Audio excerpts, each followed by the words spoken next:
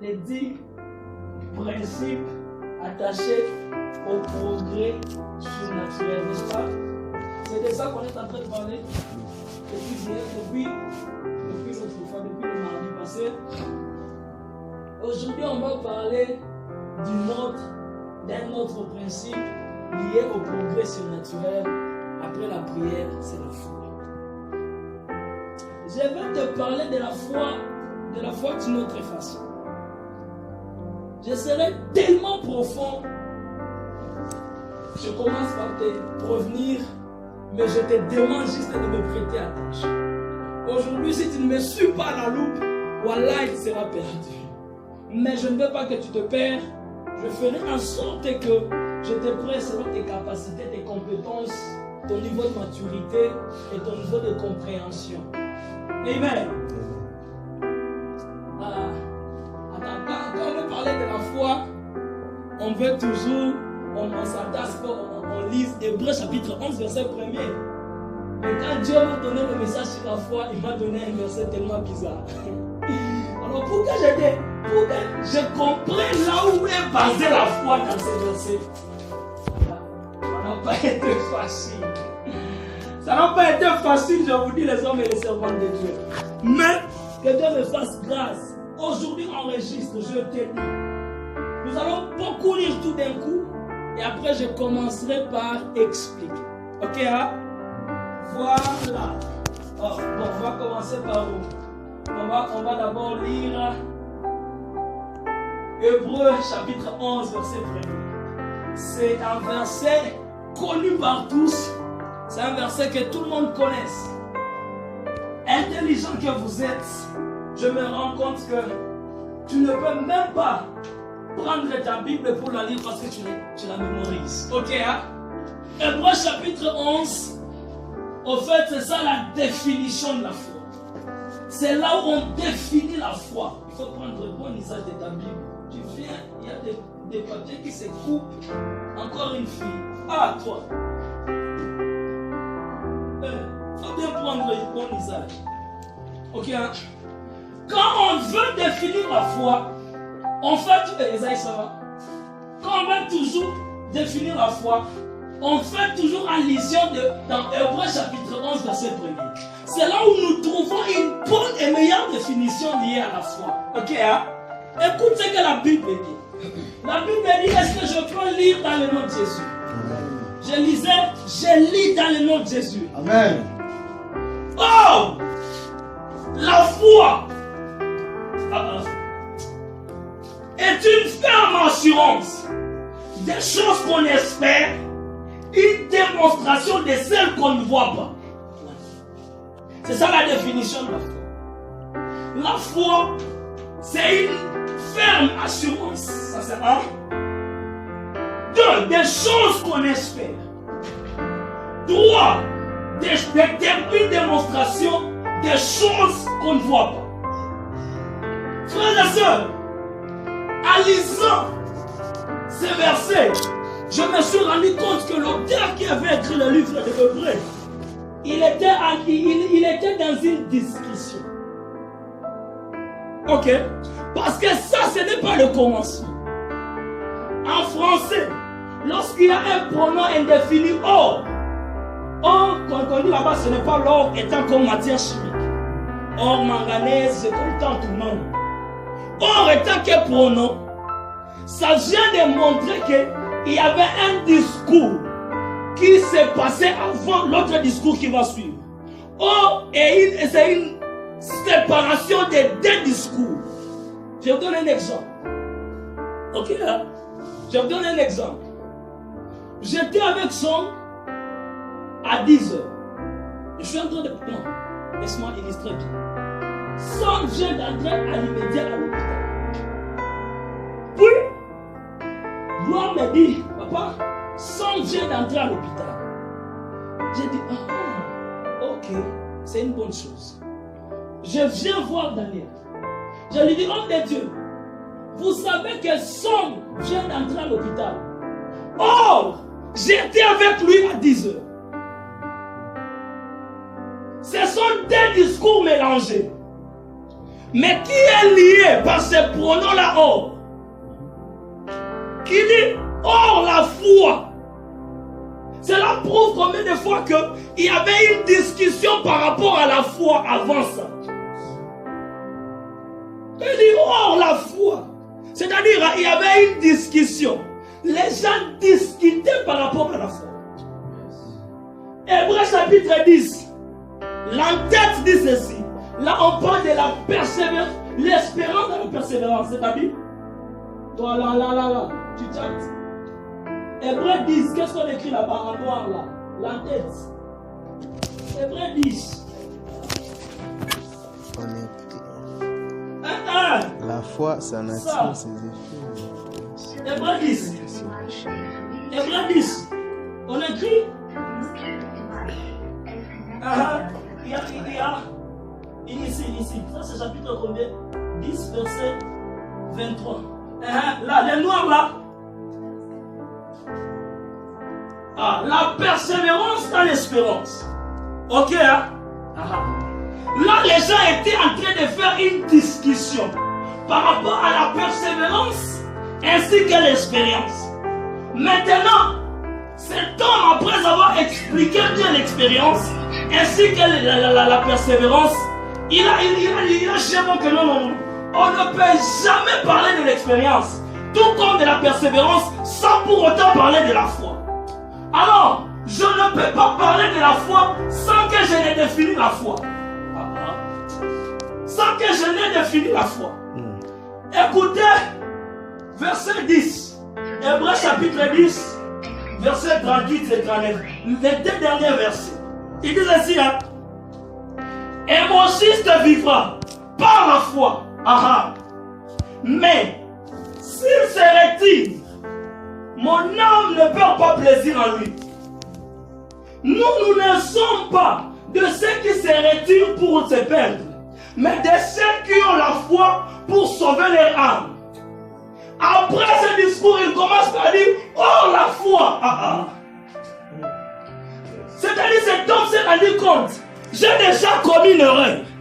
Quand je commence à leur parler de la séparation, de se retirer, de rentrer, de la perdition de l'âme, comme je viens d'introduire la foi, ils ne comprennent pas. Et les gens l'ont regardé comme vous me regardez comme ça. Et c'est là qu'il a changé, il a dit, oh la foi, c'est une ferme assurance. Des choses qu'on espère. Celui qui espère n'a pas encore vu. Amen. Marius, je vais t'envoyer $800. Mais je suis en Europe. Donne-moi tes coordonnées. Je lui fais mes coordonnées. Et après 10 minutes, il m'appelle, me dit, Marius, je viens déjà d'envoyer sur Western Union. Voici les codes. Là, je peux même prendre les crédits de $500. Parce que je sais que comme j'ai les codes, j'ai déjà l'argent. La foi est une ferme assurance. Écoutez, lorsque j'ai la foi, j'ai l'assurance. Je me rassure que je dois vivre les choses à venir. La démonstration de ceux qu'on espère et ceux qu'on ne voit pas. Écoutez, la foi est capable de faire sortir les choses dans l'invisible et l'amener dans le visible. Écoutez, la foi, par la foi, je peux prendre mon futur et l'amener ici, je le vois et puis mon futur rentre encore. Parce que je suis un homme de foi. Aïe. Est-ce que je parle à quelqu'un? Avance, La foi, c'est quelque chose de bizarre. Parce que tout celui qui parle de la foi, ou bien tout celui qui a la foi, il est comme Dieu. Avance. La lumière n'était pas. Le soleil n'était pas. Dieu a appelé la lumière, il a dit que la lumière soit. Mais la lumière fut. Avance. La lumière fut. Ça c'est déjà passé. Comme il a dit que la lumière soit, il fallait que la lumière soit au présent. Mais on a dit que la lumière fut. La foi, les choses qu'on ne voit pas. Les fils de Dieu ne voyaient pas encore la lumière. Mais Dieu le voyait déjà. Amen. Voilà pourquoi, pour le Fils de Dieu, c'était que ça soit au présent, mais pour Dieu, c'était déjà vu. Yes. Tellement que Moïse qui nous a écrit Exode, parce qu'il a vu le derrière de Dieu. Il a vu comment la lumière n'était pas, mais la lumière était Jésus. Il y a Imani. Nous devons vivre le mariage. Nous devons connaître notre destinée par la foi. La Bible dit, c'est par la foi qu'Abraham donna Isaac. Écoutez. Aïe, aïe. Ah, Jésus. Avance. Jésus. Trois versets juste. C'est trois versets. Matthieu chapitre 6. Matthieu chapitre 6, versets 28 et 30. Et pourquoi vous inquiétez au sujet du vêtement? Considérez comment croissent les lits de champ. Il ne travaille ni ne file. Cependant, je vous dis que Salomon même, dans toute sa gloire, n'a pas été vêtu comme l'un d'eux. Si Dieu révèle ainsi l'herbe des champs qui existe aujourd'hui, et qui demain sera jeté au four, ne vous vêtira-t-il pas à plus forte raison le genre de peu de foi? Jésus est en train de traiter ses disciples étant comme les gens de peu de foi. C'est bizarre. Matthieu 8, 26. Écoutez ce que Jésus dit. Il dit, dans 26, il dit, il a dit, pourquoi avez-vous peur, gens de peu de foi? C'est pour la deuxième fois qu'il vient de traiter ses propres disciples que lui-même avait choisi, étant comme les gens de peu de foi. Dans Matthieu 14, écoute encore, lui-même Jésus, qu'est-ce qu'il est en train de dire? Verset 29 à 31. Et il dit, Pierre sortit de la barque et marcha sur les eaux pour aller vers Jésus. Mais voyant que le vent était fort, il eut peur. Et comme il commençait à enfoncer, il s'écria, Seigneur, sauve-moi. Aussitôt, Jésus étendit la main, le saisit et lui dit, homme de peu de foi, pourquoi as-tu Alléluia. Écoute, nous voyons lui-même Jésus avec ses disciples. Il vient de les traiter tous les 12 étant comme les hommes de peu de foi.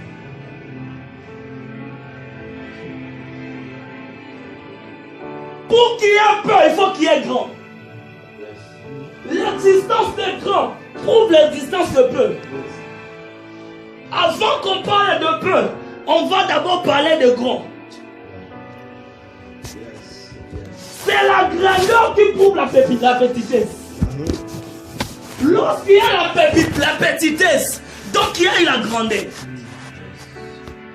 Jésus, donc toute ta vie, tu n'as jamais vu quelqu'un de grand. Donc supposons que Jésus était le seul qui avait la grande foi. Lisons dans Matthieu chapitre 8, verset 8 à 10. Les centeniers répondit, Seigneur, je ne suis pas digne que tu entres sous mon toit, mais dis seulement un mot et mon serviteur sera guéri. Car moi qui suis soumis à des supérieurs, j'ai des soldats sous mes ordres, et j'ai dit à l'un va et il va, à l'autre viens et il vient, et à mon serviteur fais cela et il le fait. Écoutez le verset 10. Après l'avoir entendu, ça c'est Jésus, Jésus fut dans l'étonnement et dit à ceux qui les servaient, je vous l'ai dit en vérité, même en Israël, je n'ai pas trouvé une aussi grande foi. Jésus, tu aurais dit même à Jérusalem, on pourrait comprendre. Yes. Tu auras dit, même en Galilée, on pourrait comprendre. Mais tout Israël, tout un pays. Je n'ai jamais vu quelqu'un de si grand de foi. Avance. Le centenier, il est venu après Abraham. Yes. Oh, la Bible dit qu'Abraham, il est le père de la foi. On peut être le père de la foi sans pour autant avoir la grande foi. Être appelé père de la foi, c'est celui qui fait preuve de foi. Mais être appelé l'homme qui a la grande foi, c'est celui qui prend Dieu et le met à l'épreuve. Abraham, c'est Dieu qui l'avait mis à l'épreuve. Mais le centenier, il a pris Jésus, il a mis Jésus à l'épreuve. Jésus, je suis centenier. Personne ne peut entrer chez moi. Mais toi, je ne te dis pas d'aller. Mais je te dis de parler. Yes. Aïe, aïe, aïe, aïe, aïe, aïe, aïe. Avance. Est-ce que je parle à quelqu'un? Avance, yes. Esaü et Jacob se battent à cause de la bénédiction. Esaü part. Jacob, il vient lui dire, Esaü est déjà parti avec la bénédiction. Jacob commence à se mettre en colère, à se chamailler. Et il dit, quand je verrai Jacob, je le tuerai.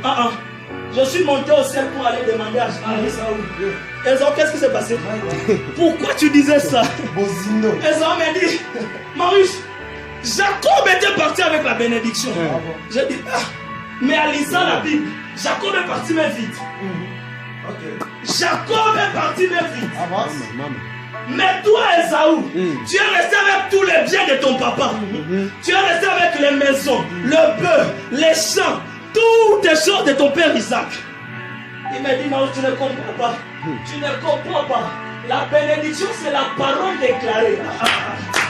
Écoutez, un homme de foi n'a pas besoin de la personnalité de Dieu. Il a besoin de la parole de Dieu.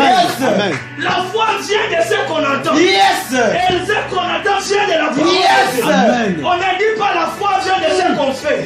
On ne dit pas la foi vient quand Dieu est là. Mais on dit la foi vient de ce qu'on entend. Avance. Esaü, Jacob est parti avec la bénédiction. Parce que la bénédiction, laisse-moi te dire, la parole de Dieu est plus rapide que la personne de Dieu. Comment? Tu n'attends pas. Avance. La parole de Dieu, elle est plus rapide que la personne de Dieu. Yes. Quand Jésus allait chez la fille de Jairus, une femme l'avait touché. Et en le touchant, Jésus a commencé un discours. Jairus se disait, ma femme, mon enfant va mourir. Mon enfant va mourir. Alors c'est Satané quand elle est venue. Il savait que non, ce type va encore le retarder. Et en le retardant, mon serviteur mourra. Papa déclare. Aïe. Avance. Papa déclare. Parce qu'en déclarant, mon serviteur, là où il est, la parole de Dieu n'a pas besoin de la localisation géographique. On peut déclarer si quelqu'un qui est aux États-Unis sera guéri. Yes. Parce que c'est une parole qui a été décrétée. Seigneur, je n'ai pas besoin de ta personnalité. J'ai besoin de ta parole. Amen. Amen. Avance. Si le taureau de Kéret, si le taureau de Kéret, la Bible nous parle de qui? De Élie. N'est-ce pas? Élie, qu'est-ce qui s'était passé avec Élie? C'était un corbeau qui venait lui donner à manger. C'était un corbeau, n'est-ce pas? Qui venait lui donner à manger. Tu sais pourquoi Élie était là? Parce que Jézabel avait fait souffrir. Élie demandait même la mort. Il disait, Seigneur, tue-moi.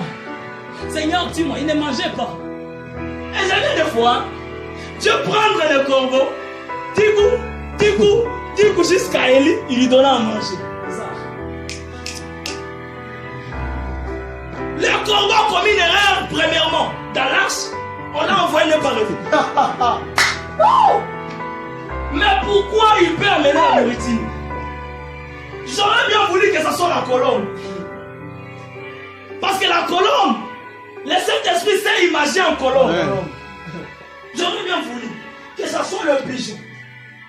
Mais écoute, Dieu m'a dit, tu ne comprends pas. Allez dans les cris des oiseaux. C'est écrit ici. Dans les dictionnaires, les cris des oiseaux, les pigeons, c'est le roucoulement. Ça fait roucou, roucou. Tandis que les corbeaux, c'est le croissellement. Les corbeaux, qu'est-ce qu'il fait? Il fait croire. Alors, Élie, quand il était là, il ne croyait plus en Dieu. Il n'avait plus la foi. Amen. Alors, quand le corbeau arrivait, les corbeaux ne lui donnaient pas la nourriture. Il lui donnait la foi. Amen. Voilà pourquoi il parlait à Élie croire. Élie, je t'ai dit de croire encore. Élie, je t'ai dit de croire. Élie, je t'ai dit encore de croire. Ça, c'est faux. Avance, papa. Pourquoi tu n'as plus la foi? Pourquoi ta foi vacille? Tu as besoin de corbeaux. Amen. Tu as besoin de corbeaux. Il faut que les corbeaux viennent. Il faut que les corbeaux arrivent. Parce que si le langage des hommes te fait perdre la foi, le langage du corbeau te fera ramener la foi. Si tu ne crois plus en Dieu par rapport aux paroles des hommes qui te blessent, qui te font souffrir, les corbeaux changeront. À la place des hommes sont les corbeaux. Dieu changera. À la place des hommes sont les corbeaux qui viennent. Donne-moi la main que je te donne. Amen. Amen. Amen. On dit à Jésus. Jésus est là. Il est en train de pleurer. Il dit, Seigneur, s'il te plaît, éloigne-moi de cette coupe. Donne-moi un amen. Amen. Amen. Amen. Amen. Amen. Amen. Amen. Amen.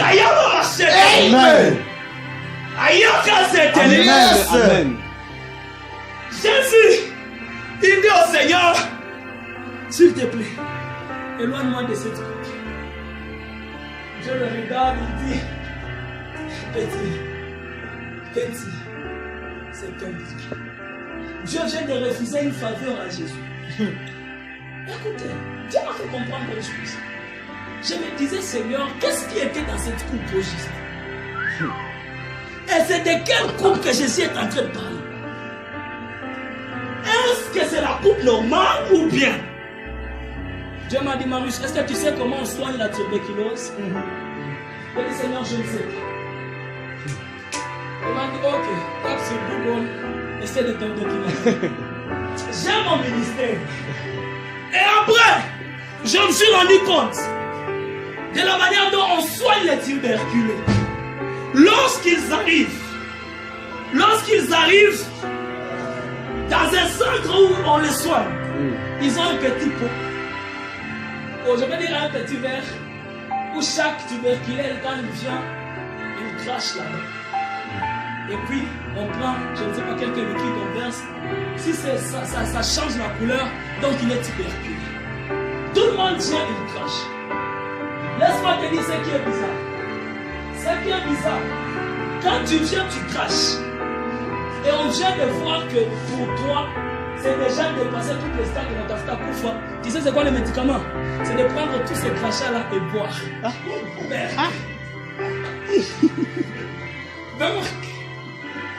Maintenant, Jésus, on lui présente une coupe.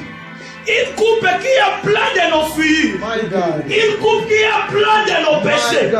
Et on dit à Jésus, prends cette coupe. C'est cette coupe-là que tu vas boire.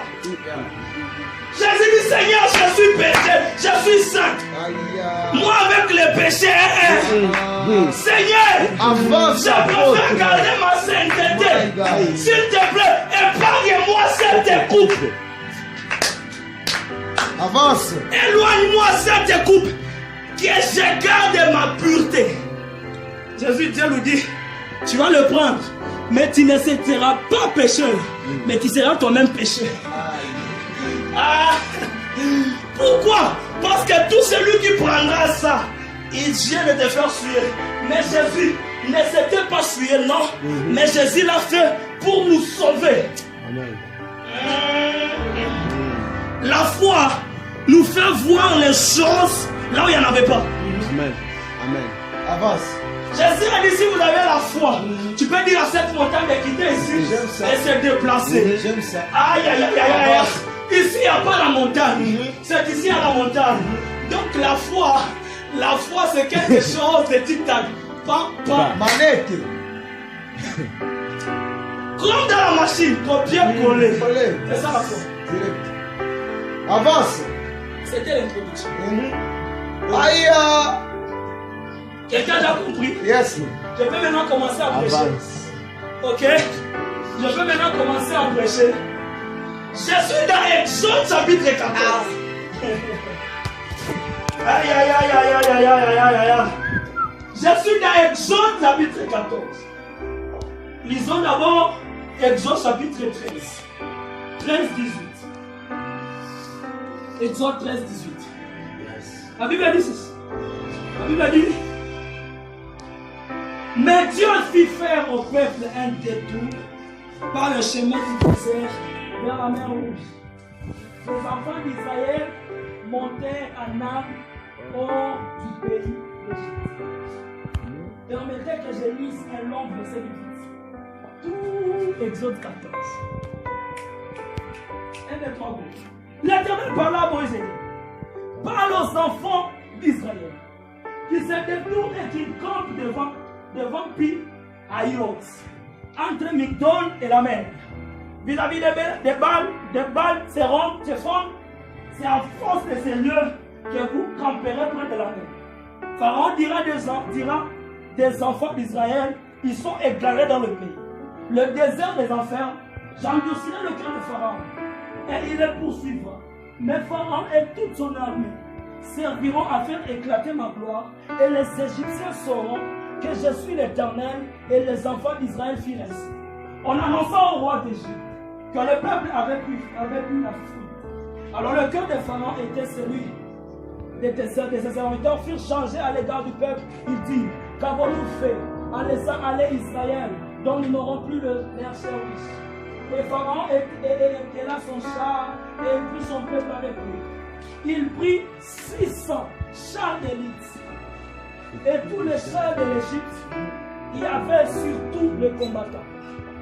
Et il est éternel a mis sur le cœur de Pharaon, roi d'Égypte. Et Pharaon poursuivit les enfants d'Israël. Les enfants d'Israël étaient sortis de la main levée. Les Égyptiens les poursuivirent, et tous les chevaux, le char de Pharaon, ses cavaliers et son arme, les atteignirent campés près de la mer vers Pi-Haïrot, vis-à-vis de Bethel, de Baal. Pharaon approchait. Les enfants d'Israël levèrent le ciel, et voici les Égyptiens étaient en marche derrière eux. Et les enfants d'Israël eurent une grande frayeur et crièrent à l'Éternel. Ils dirent à Moïse: n'y avait-il pas de sépulcres en Égypte, mais qui fut besoin de nous mener mourir au désert? Que nous as-tu fait en nous faisant sortir d'Égypte? N'est-ce pas là ce que nous te disions en Égypte? Laisse-nous servir ces Égyptiens, car nous aimions mieux servir les Égyptiens que de mourir au désert. Moïse reprit au peuple: ne craignez rien, restez